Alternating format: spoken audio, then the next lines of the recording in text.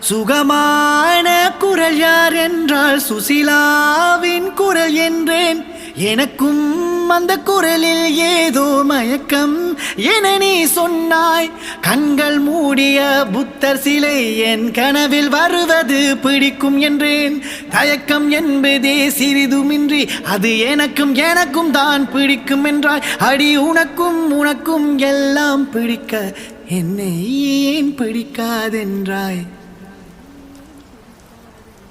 சக்கரை நிலவே பெண்ணிலவே காணும் போதே கரைந்தாயே. நிம்மதி இல்லை ஏன் இல்லை நீ இல்லையே. சக்கரை நிலவே பெண்ணிலவே காணும் போதே கரைந்தாயே.